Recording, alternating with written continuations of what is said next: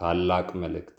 ሐዋርያው ጳውሎስ አንድ ቀን በኢየሩሳሌም ሳለ የዕብራውያን ሰዎች ያሉበትን መንፈሳዊ ሕይወት ሰማ። ይህንን ሲሰማ በውስጡ ዕረፍትን አጣ። በታላቅ ሐዘን ብራናውን ከፍቶ ደብዳቤውን ሊጽፍላቸው ተነሳ። ሐኪም የበሽተኛውን ሕመም አይቶ እንደሚረዳው ልክ እንደዚያ ጳውሎስም የልጆቹን መንፈሳዊ ሕመም አይቶ በምክር ሊያክማቸው ተነሳ። ይድረስ እጅግ ለምወዳችሁ የእግዚአብሔር ቤተሰቦች፣ ዛሬ እናንተን ሳስብ ይህንን መልእክት እንድጽፍላችሁ ግድ ሆኖብኛል። እንደምታውቁት ከጥንት ጀምሮ እግዚአብሔር በብዙ አይነትና በብዙ ጎዳና ለአባቶቻችን በነቢያት ተናግሮ ለአንዱ በሕልም፣ ለአንዱ በራእይ፣ ለአንዱ በምልክት ተናግሯቸው አብርሃም በሕልም ሙሴን አፍ ለአፍ ተናግሮታል።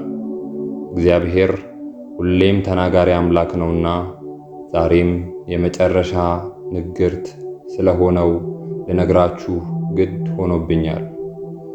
እርሱ ሁሉን ወራሽ የሆነው ደግሞም ዓለማትን የፈጠረበትን የክብሩን መንጸባረቅ የባሕርዩን ምሳሌ የሆነ ሁሉን በሥልጣኑ ቃል የደገፈ የኃጢአታችንን በራሱ ካነጻ በኋላ በሰማያት በግርማው ቀኝ የተቀመጠው ስለ ልጁ ነው።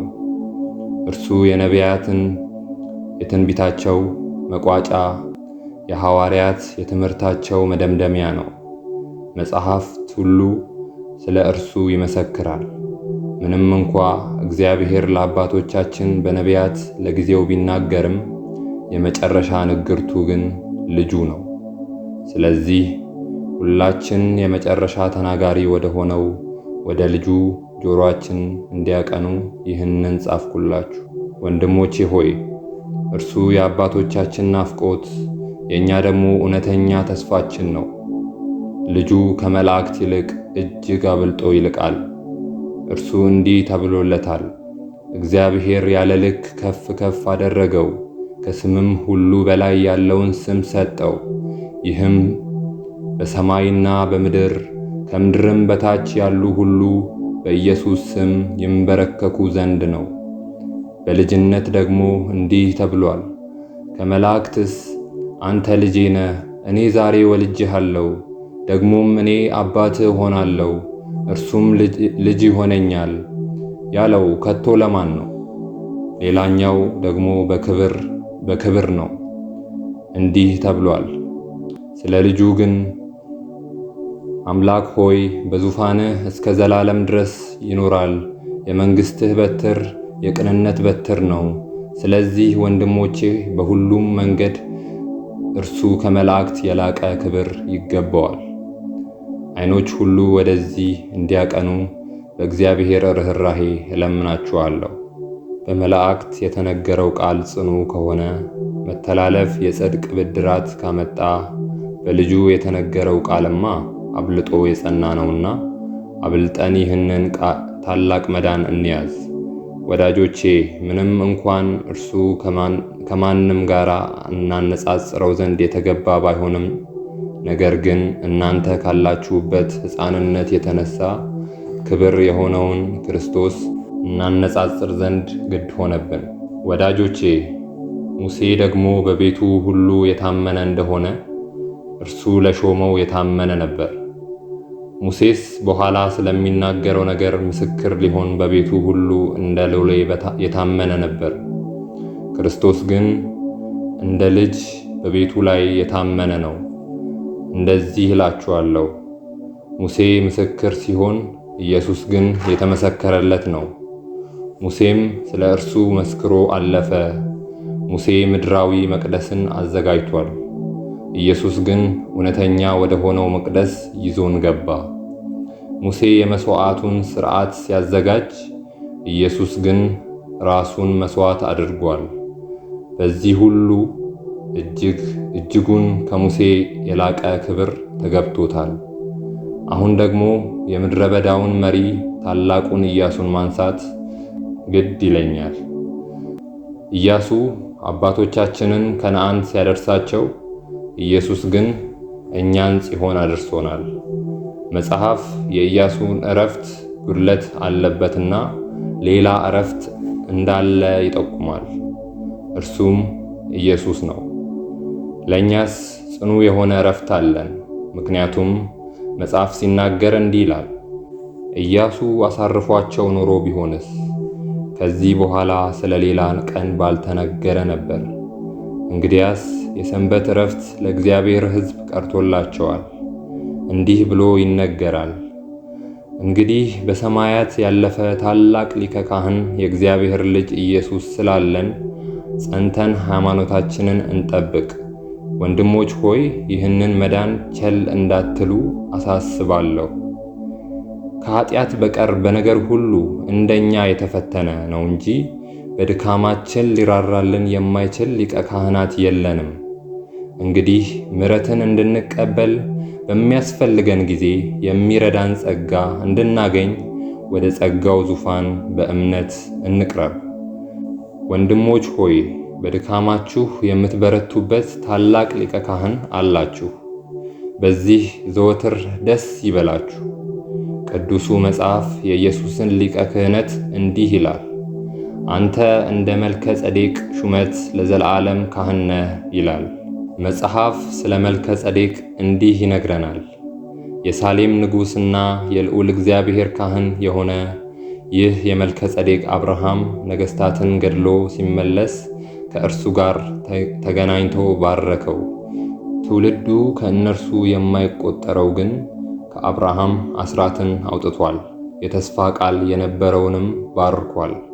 እንግዲህ ሕዝቡ በሌዊ ክህነት የተመሠረተን ሕግ ተቀብሏልና በዚያ ክህነት ፍጹምነት የተገኘ ቢሆን እንደ አሮን ሹመት የማይቆጠር እንደ መልከ ጼዴቅ ሹመት የሆነ ሌላ ካህን ሊነሳ ወደፊት ያስፈልጋል።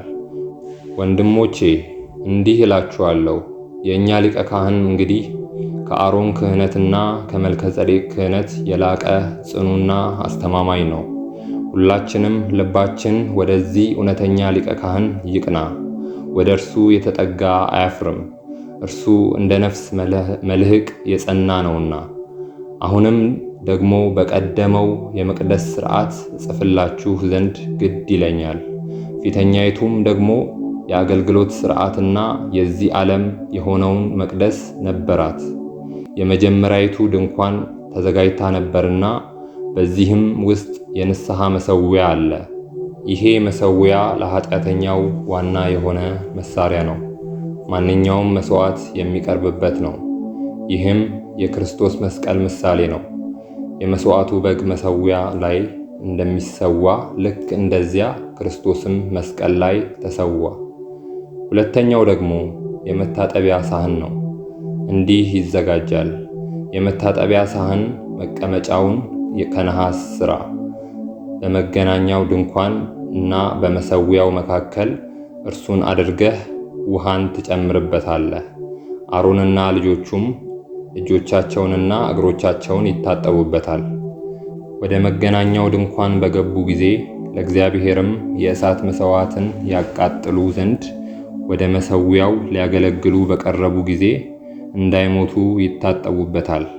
ይሄ የአምልኮ መሣሪያ ደግሞ በአዲስ ኪዳን በቅድስና እግዚአብሔርን የማምለክ ምሳሌ ነው። ማንኛውም ክርስቲያን ዕለት ዕለት በቅድስና እንዲመላለስ ያመለክታል። ቀጥሎ ሁለተኛው ክፍል አለ። እርሱም ቅድስት ይባላል። በዚህ ውስጥ ካህናት ዘወትር ይገባሉ። በእርሷም ቅድስት በምትባለው ውስጥ መቅረዙ አለ። መቅረዙንም በጥሩ ወርቅ አድርግ። መቅረዙ ከእግሩና ከአገዳው ጋር በተቀጠቀጠ ሥራ ይደረግ። ጽዋዎቹም፣ ጉብጉቦቹም፣ አበቦቹም አንድነት በእርሱ ይደረግበት። አገልግሎቱም ሁልጊዜ ለመቅደሱ ብርሃን መስጠት ነው። በአዲስ ኪዳን ምሳሌነቱ ክርስቶስ የዓለም ብርሃን መሆኑን ነው። ደግሞም እኛም ይህንን ብርሃን ዘውትር እንድናበራ ቅዱሱ መጽሐፍ ያዘናል።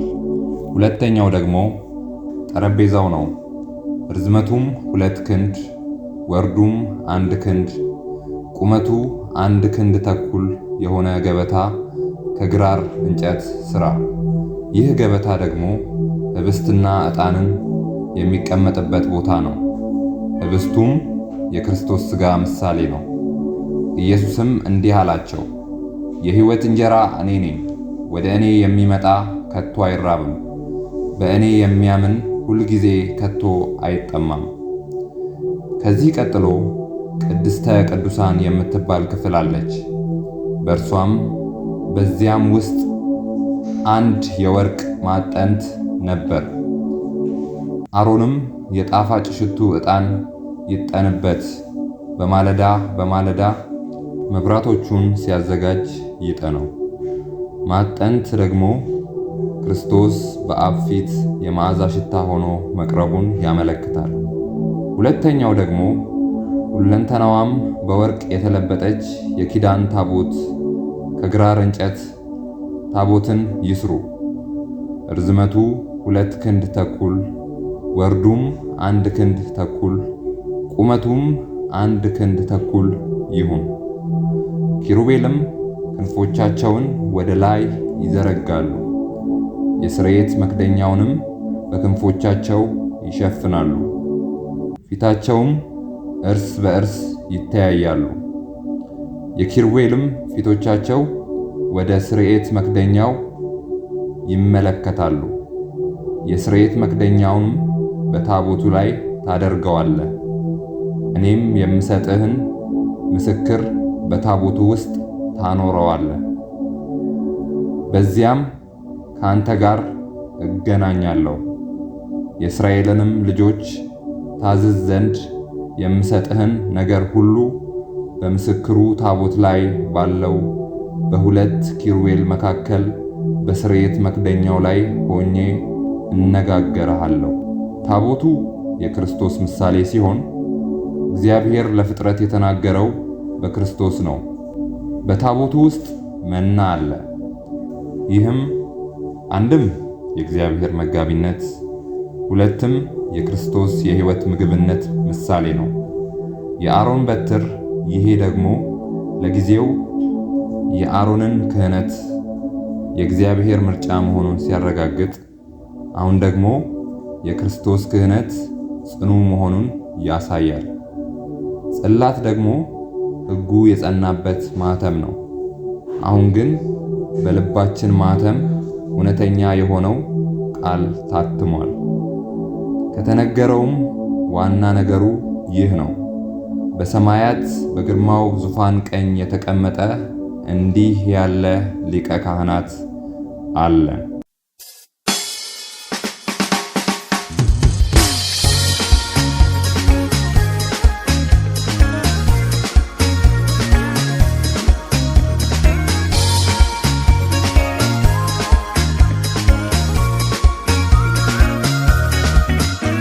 የዛሬው ቀኑ ደስ ይላል፣ ልናመሰግን መጥተናል። ከጠላት እጅ አዳነን፣ ቸሩ ጌታችን ይመስገን። ቸሩ ጌታችን ይመስገን። ቸሩ ጌታችን ይመስገን። ደጉ ጌታችን ይመስገን። ደጉ ጌታችን ይመስገን።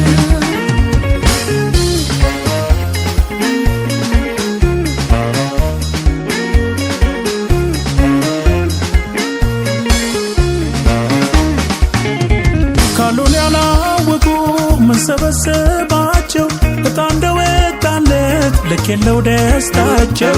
ካሎ ካሎ በማጉረምረም ዘመን የሚሉት ምስጋና እንዲህ የሚያዘምር ምንስ ተገኘና?